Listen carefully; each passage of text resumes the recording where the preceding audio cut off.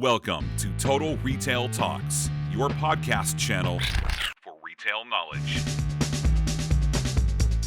Hello, and welcome to this episode of Total Retail Talks. I am Joe Keenan, the editor-in-chief of Total Retail, and I'm joined on today's episode by Rui Carlos da Silva, the Senior Vice President and Managing Director of Latin America at Levi Strauss Co. Rui and I are going to be discussing the growth of Levi's Latin American business. So thanks for joining me on today's show, Rui. Thank you, Joe. Nice to have you. Nice to be here also. So as I noted, we were going to talk a lot about the growth of the Latin American business for Levi Strauss & Company. So I guess the starting point would be to tell us why the brand has decided to invest and expand its business in this geographic region. Thank you for the question.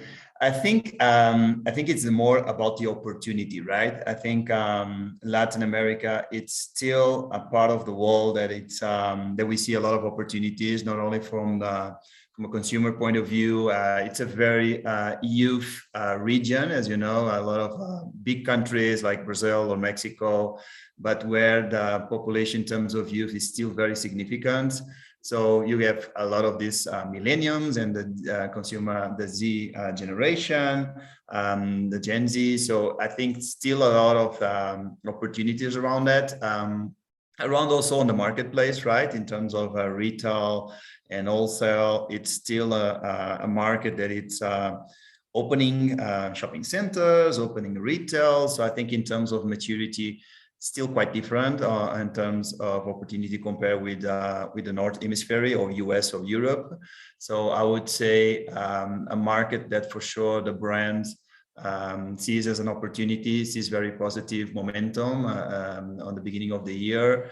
And we continue to foresee that opportunity, not only in terms of consumer, marketplace, product, etc. Right? I would say a lot going on here, and I think, of course, what the recent momentums of the world, especially in Europe with the war, and in Asia with the COVID and the restrictions, I think we see a lot of industries coming back to investments in Latin America. So that's something that it's playing a good role overall on the economy. But again, we are not different from the rest of the world. We have inflation, we have exchange rates impacts. So it's something that it's common in Latin America to play with. So I would say between opportunities and challenges, that's a little bit the trademark of this part of the world as a region, Joe. Yeah.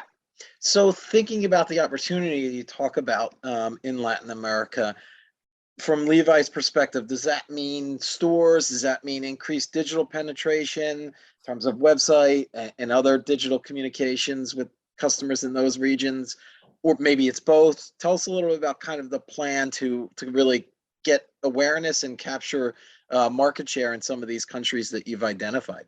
Mm-hmm. I think a bit of everything, right? To your question, I think of course the e-commerce is a huge platform for us, a huge priority for us and for the brand.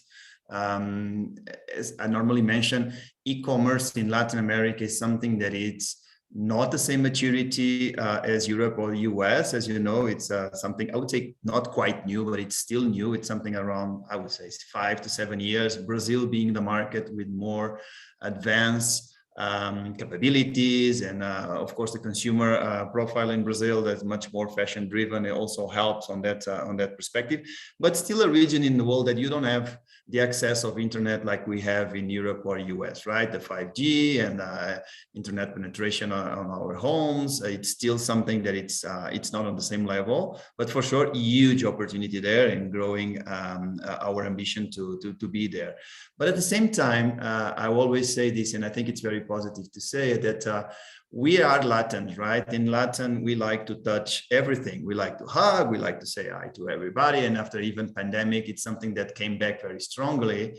And we see that as an opportunity in our retail momentum, right? In Latin, going back to the stores, it's important. And we are seeing that coming strongly at the beginning of the year. So it was very positive. And I think that's a good momentum that we can combine the physical world and the physical retail with this new momentum of the e-commerce and of course the omni-channel capabilities. So I think good momentum there that we like to come back and we like to socialize and go to the stores and touch the product. So I think that's a good opportunity that we continue to see very positive for us.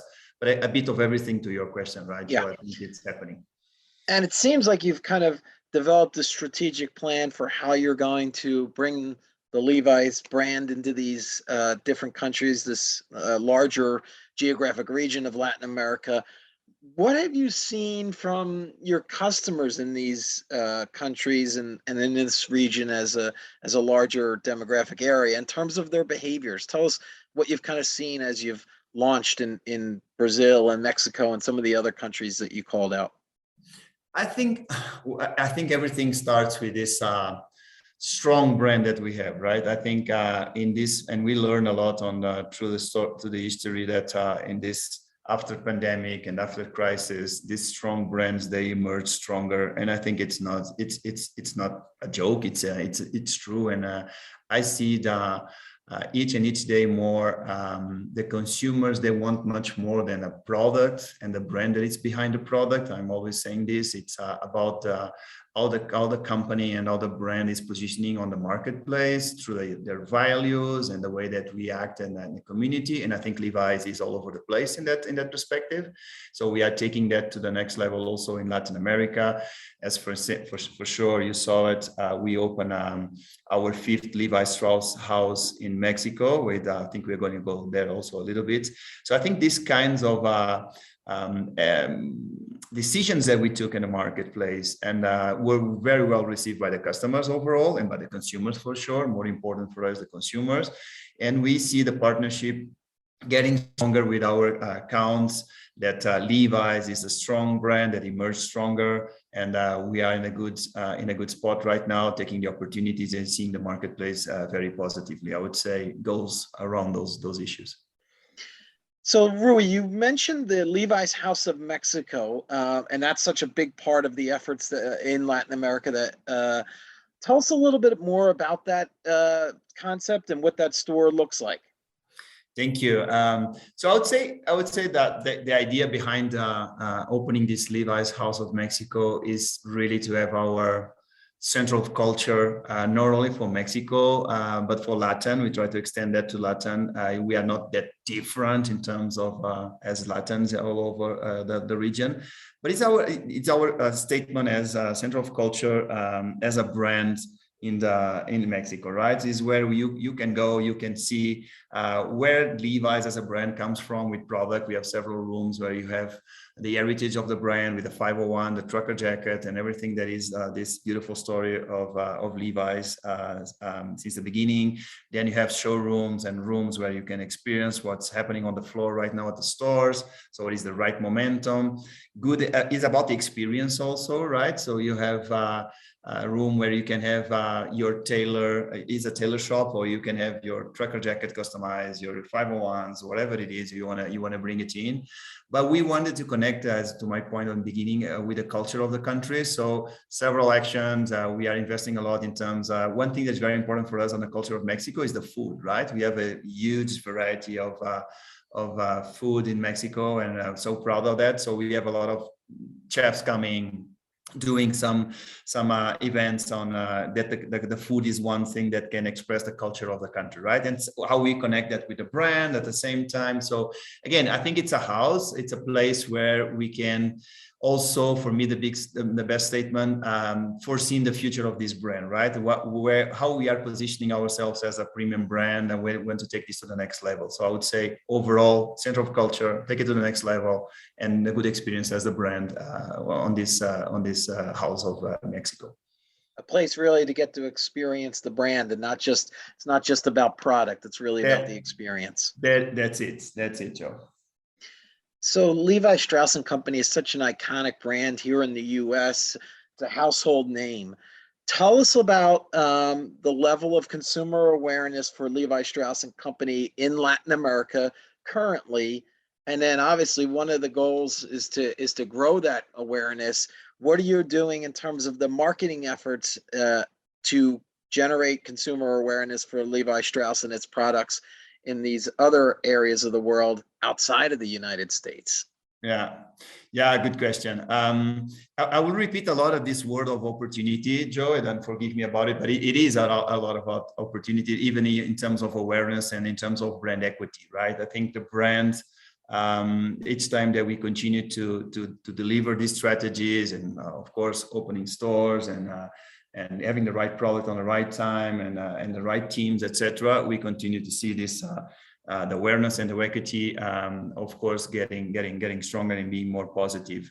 So I would say Levi's, being an inspirational brand, as a US brand also, but very strong in Europe, is an aspiration for the Latin people also. And I can divide it a little bit, Latin America in two parts, right? If you go to Brazil or Argentina or Colombia, I think these consumers are much more European driven.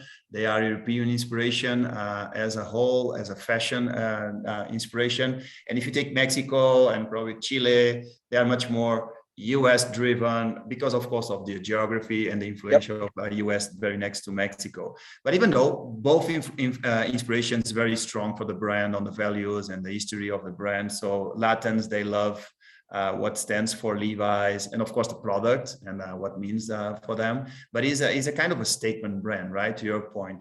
And connecting the second part of your question, I think what we are trying to do is how can we elevate the brand to the next level in terms of awareness or equity, whatever you want to call it, with a good example that we did on the opening of the Levi Strauss house in Mexico, right? I think it's the number 5th house in the world after LA, Tokyo, London, and South Africa. We opened in Mexico. And I think why we did it, I would say the good sentence is, we want to showcase our opinion leaders and the market overall in Latin, and especially, of course, Mexico, where the brand want to go, right? What is the positioning of the brand and where is the future for the brand? And not forgetting the past and the heritage all over. That's all over the house.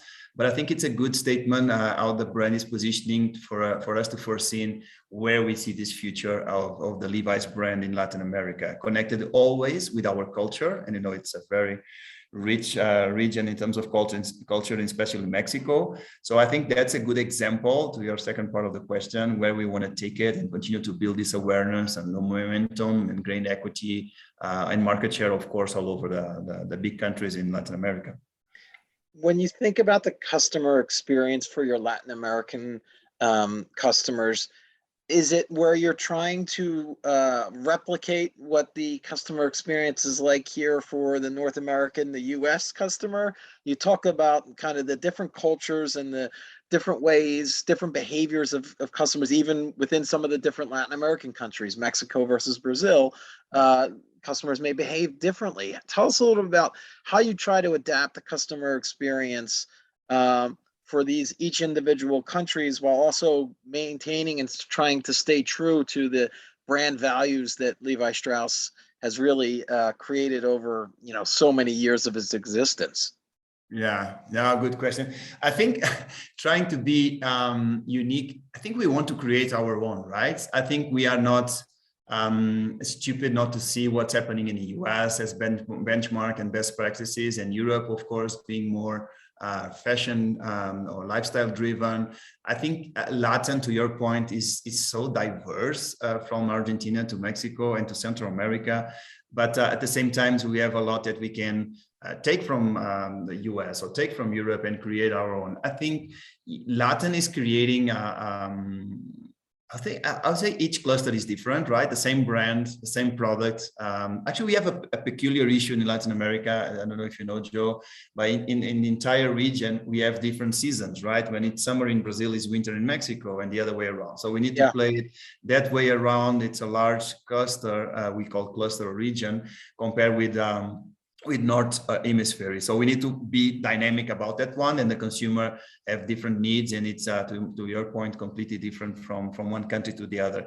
But having the same product, having the same brand, the idea is how can we really create, we have the same windows, we want the same experience, we want to take the same benchmarks and best practice across the cluster, even though it's different seasons, seasonalities or different consumers. And I think we are doing that very well. I think overall, at the end of the day, it's about the consumer and the brand and the product. And I think that combination and everything that we are delivering, also this new Indigo concept, next gen momentum that we are having on our stores that Levi's launched last year, it's working very well. It's a new momentum, a new experience for the consumers. And I think all these combinations, a lot of things, to your question, I think we are trying to create our own moments of Levi's in Latin America, right? But of course, taking everything that is good across the cluster. And that's the beauty of having a global brand as Levi's, right? You can have a lot of information.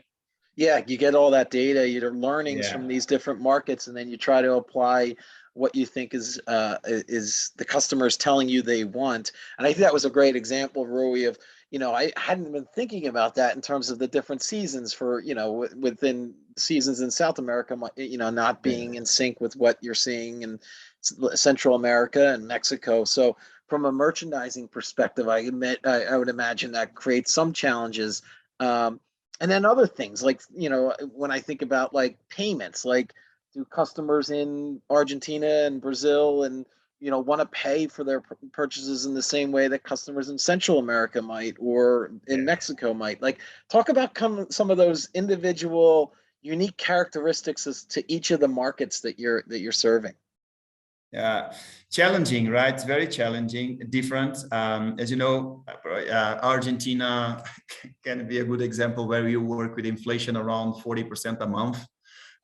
It's very dynamic, but again, quite different from, so Brazil, for instance, I'll take it as an example, very, very fashion driven, especially in São Paulo and Rio, Gen Z consumers, more connected on internet, more advanced, I would say, but where the credit cards work like crazy. Everybody has like 3 or 4 credit cards. So it's like about buying and paying later. They don't care. It's more the culture of the country. And I lived there for 7 years. In Mexico, the other way around, for instance, the credit card, they don't exist at all. It's something very new. It's you go with debit card. So for the e-commerce, it's quite a challenge, an issue. It's much more conservative people, much more formal people. It's very dynamic and diverse across the cluster, and now you need to play around when you are selling more t-shirts in Brazil and Argentina, you are selling more jackets in Mexico, to your point about the merchandising. But I think that with that challenge comes the opportunity, right? If you do it well, and if you have your supply chain working well, and your time to market, especially on producing, investing more on local production in Latin America, that's something that it's happening for us. It's paying off. And I think we are on our time to market, having the right product on the right time with the right season, on the right stores, on the right part of the region, on the cluster, right? I think it goes a little bit on the data, information, behavior of consumers. And I think that's the fun part also of managing this business. It's not always the same. It's quite different when you go up and down inside Latin America. I don't know if I answered your question. Yeah, it certainly does. And I think it speaks to what you were mentioning earlier, is the opportunity. If you get this right too, as you learn about each of the markets and you get it right and you give the customer the experience that they want, then you really have the opportunity to grow the Levi's brand in these different geographies. So we've talked a lot about the customer and the customer experience. I have a question, Rui, about kind of the internal operations at Levi Strauss. In particular, the process for building a team in Latin America. So talk us through that process a little bit in terms of getting the team down there to do this work and kind of creating the right mix of people and processes to better serve these new geographies. Yeah, that's a good question. It's a lot of, I know we have like 20 countries in Latin America. If you take all the islands, and Central America, we manage also that, but small business, small countries there. But 20 big countries, of course, Mexico and Brazil being the biggest economies. And then, of course, we have like the top 5. We have Argentina and Colombia and Chile. With those top 5, you get the majority of the 20 countries, and not only in terms of population, GDP, opportunity, etc. Right, and that's where we are, of course, focused at the same time.